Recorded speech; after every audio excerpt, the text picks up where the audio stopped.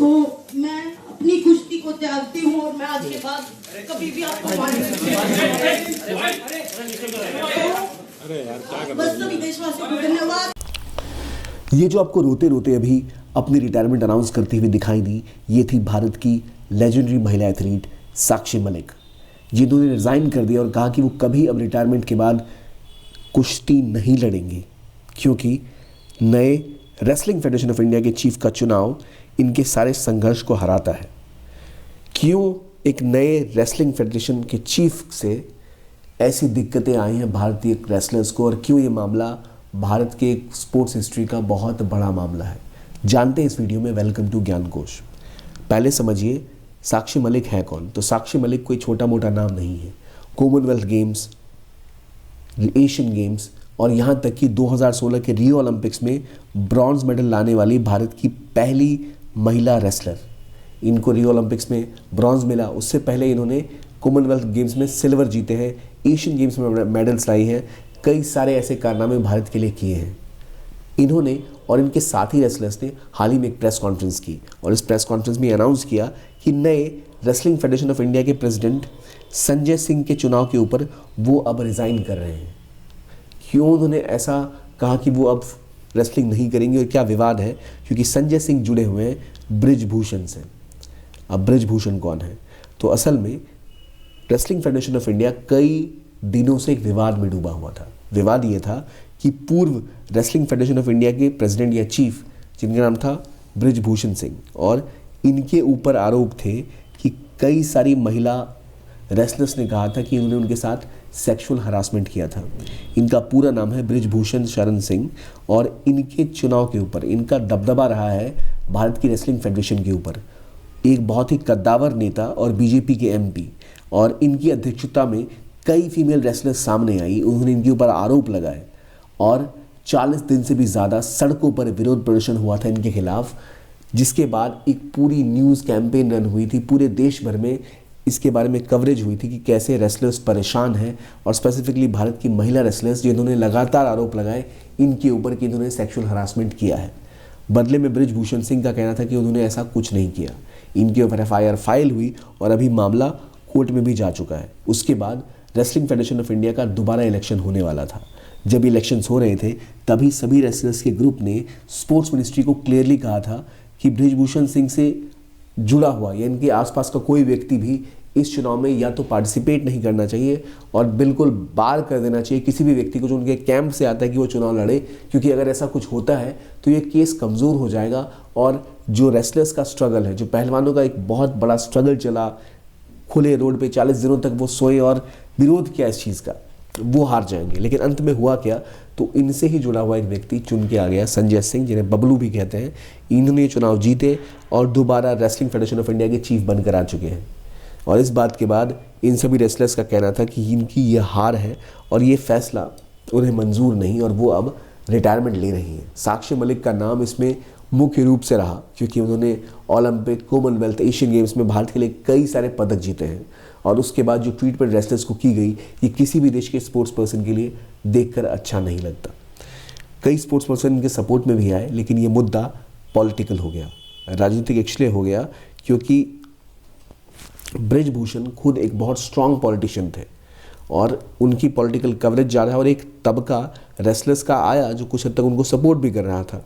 But across the board कई सारे ऐसे स्पोर्ट्स पर्सन थे जिन्होंने इन रेसलर्स का सपोर्ट किया और कहा जो ये कर रहे हैं सही कर रहे हैं। और उस स्थिति में दोबारा एक ऐसे व्यक्ति का चुन के प्रेसिडेंट बनना जो पुराने रेसलिंग चीफ से जुड़ा हुआ है, उनका बिजनेस पार्टनर तक बता रहे हैं रेसलर्स, तो वो है एक बहुत बड़ा अन्याय जो रेसलर्स के साथ किया जा रहा है। दिल्ली हाई कोर्ट में उनके खिलाफ केस चल रहा है, यहाँ तक कि एक नए जज के अंदर दोबारा पूरी की पूरी सुनवाई शुरू होगी और इनके ऊपर जो मामला है वो जुड़ा है काफ़ी संगीन आरोपों का। तो बृजभूषण के ऊपर जो आरोप लगे हैं उनमें ये कहा गया है कि लगातार इन्होंने कई सारी फीमेल रेसलर्स के साथ सेक्सुअल हरासमेंट किया, उनके पार्टनर्स को घर से बाहर तक रखा कमरों से, और न सिर्फ इंडिया में, बाहर के भी कई देशों में जाकर इनके ऊपर आरोप लगे हैं कि इन्होंने ऐसी हरकतें की। और पूरे पिछले महीनों में साक्षी मलिक हो, विनेश फोगाट हो, बजरंग पुनिया हो या संगीता फोगाट हो, इन सभी ने लगातार विरोध किया था इनका, और तब जाके ये मामला आगे बढ़ा था और एक एफआईआर इनके ऊपर फाइल हुई थी, 1000 पेज की चार्जशीट लगी हुई थी, तब जाकर ये मामला कुछ हद तक ठंडा हुआ था। अब दोबारा अगेन एक ऐसे रेसलिंग चीफ का जीत कराना जो इनकी बहुत ज़्यादा क्लोज है, वो देखा जा रहा है इनकी जीत की तरह है। लेकिन देखते हैं उन्होंने क्या प्रतिक्रिया दी। इन्होंने अपना इससे पल्ला झाड़ने की कोशिश की, लेकिन इसके बावजूद ये तो क्लियर है कि बृजभूषण की खेमे से किसी व्यक्ति का चुना जाना इस केस को कमज़ोर भी बनाएगा, और शायद रेसलिंग में और रेसलिंग फेडरेशन में जो पॉलिटिक्स चल रही है और जो ऐसी घटिया हरकतें हो रही हैं, कहीं उसको बढ़ावा भी न दे दे। और ये लगातार रेसलर्स का विरोध प्रदर्शन है कि बृजभूषण सिंह के आसपास का कोई भी व्यक्ति चुना जाना उनकी हार है, और इसी बात को लेकर उन्होंने अपनी रिटायरमेंट को अनाउंस कर दिया। लेकिन साक्षी मलिक ये भी कह रही है कि इस चीज़ को लेकर सरकार से उनकी कुछ बात हुई थी, सरकार भी अपनी बातों पर खड़ी नहीं उतरी।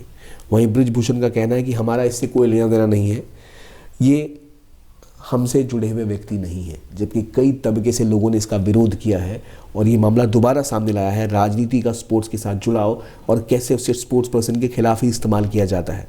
आपकी क्या राय है? क्या बृजभूषण सिंह का ये केस और उसके बाद उनके ही करीबी संजय सिंह का जीतना दिखाता है कि रेसलर्स की हार हुई है, या ये एक नॉर्मल प्रोसेस है? ये harassment case, sexual harassment case काफ़ी ज़्यादा लाइमलाइट रहा, इंटरनेशनल न्यूज़ में रहा, और बृजभूषण सिंह एक स्ट्रॉन्ग पॉलिटिशियन होने के कारण कई चीज़ों से बचते हुए दिखाई दिए थे, पर आखिरकार इनके ऊपर भी केस फाइल हुआ, एफआईआर हुई, और अभी एक और जज की नियुक्ति के बाद इनके ऊपर दोबारा फ्रेश तरीके से कार्यवाही शुरू होने वाली है। कुछ दिनों में ही बातें सामने आ जाएंगी सच की, लेकिन जो आरोप इनके ऊपर लगे हैं बहुत ही संगीन है, और इनसे जुड़े हुए व्यक्ति का चुनाव में जीतना और भारतीय स्टार रेसलर्स का इस तरह से रोते हुए अपनी रिटायरमेंट को अनाउंस करना बहुत ही दुखद ज़रूर है। अब शायद आगे ही हमें पता लग पाए कि आगे क्या हो सकता है। एक इन्फॉर्मेशन आपके लिए और है कि अगर आप यूपीएससी की तैयारी कर रहे हैं और 2025 का अटेम्प्ट आप लेना चाहते हैं, तो बहुत इंपॉर्टेंट है कि अपनी इस लंबी दिखने वाली जर्नी को, जो तुरंत खत्म हो जाएगा, टाइम बहुत कम है, कंटेंट बहुत ज़्यादा है, उसको स्ट्रीमलाइन करिए, फोकस करिए उस टॉपिक के ऊपर जो आपके लिए रेलेवेंट है, अपने कॉन्सेप्ट्स को बिल्ड करिए और अपनी बेसिक्स को स्ट्रॉन्ग बनाइए, क्योंकि उसी के हिसाब से आप प्रिपरेशन कर पाते हैं। तो अगर एक बेसिक लेवल पे तैयारी कर रहे हैं, फाउंडेशन स्टेज पर हैं, तो आपके लिए एक फाउंडेशन कोर्स लॉन्च किया है PWOnlyIAS ने, UPSC foundation course for 2025, Titan और संकल्प, जो इंग्लिश और इंग्लिश में है। इंग्लिश यानी हिंदी का ऑप्शन भी है, मिक्स लैंग्वेज का ऑप्शन भी है। देखिए, जब भी हम तैयारी करते हैं, दिक्कतें ये आती हैं कि टाइम पीरियड इतना ज़्यादा होता है कि लोग राह भटक जाते हैं और बिना कॉन्सेप्ट्स पे अच्छी पकड़ बनाए, बिना फाउंडेशन को स्ट्रॉन्ग किए हुए किताबें पढ़ते चले जाते हैं, लेकिन अंतोगत्वा उनको कोई मदद नहीं मिलती। तो बहुत रेलेवेंट है कि अच्छी गाइडेंस में सही तरीके से अपने बेसिक्स और फाउंडेशंस को स्ट्रॉन्ग बनाएं और उसके ऊपर अपने करंट अफेयर्स जो आपको पढ़ना है और सब्जेक्ट्स के बारे में नॉलेज गेन करें। पॉलिटी हो, ज्योग्राफी हो, हिस्ट्री हो, कई सारे सब्जेक्ट्स हमें अपनी प्रिपरेशन के दौरान पढ़ने होते हैं। इन सब की प्रिपरेशन को करना, इन सब्जेक्ट्स को पढ़ना बहुत मुश्किल होता है किसी भी एक स्टूडेंट के लिए। वहाँ उन्हें ज़रूरत होती है हैंड होल्डिंग की, सपोर्ट की, एक लंबे समय तक पता होने की प्रीलिम्स में कैसे क्वेश्चन पूछे जाते हैं, मेंस में क्या पूछा जाता है, किस चीज़ को पढ़ना है, कहाँ फोकस करना है, और ऐसे कई स्टूडेंट्स के डाउट हमेशा रह जाते हैं। इसलिए क्लासेस बहुत ज़रूरी है। पर दिक्कतें क्या आती हैं, क्लासेस बहुत ही एक्सपेंसिव होती हैं और बिल्कुल भी फ्लेक्सिबल नहीं होती। ऑनलाइन क्लासेस के साथ क्वालिटी कॉम्प्रोमाइज़ किया जाता है।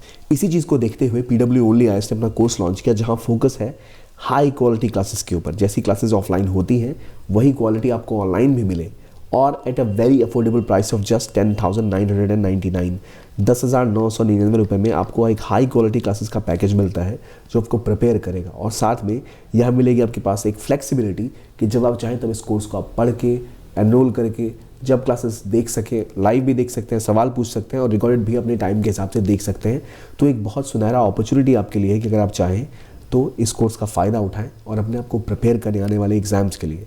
इस कोर्स की लिंक्स आपको कमेंट बॉक्स में मिल जाएंगे, जहां से आप क्लिक करके इसकी डिटेल तक पहुंच सकते हैं, या फिर डिस्क्रिप्शन बॉक्स में भी आपको इसका लिंक मिल जाएगा, जहां पे इस कोर्स के बारे में और डिटेल्स ले सकते हैं और चाहे तो इसे ज्वाइन भी कर सकते हैं। तो ये था ये वीडियो, बृजभूषण केस क्या था, कैसे साक्षी मलिक जैसे ओलंपियन को आखिरकार रिटायरमेंट लेनी पड़ी, और क्या था ये मुद्दा। मैं जानना चाहूँगा आपको क्या लगता है, किसकी गलती रही होगी। देखने के लिए बहुत बहुत धन्यवाद। और क्या लगता है, क्या सरकार को करना चाहिए, ये भी बताइए इस वीडियो में कमेंट सेक्शन में।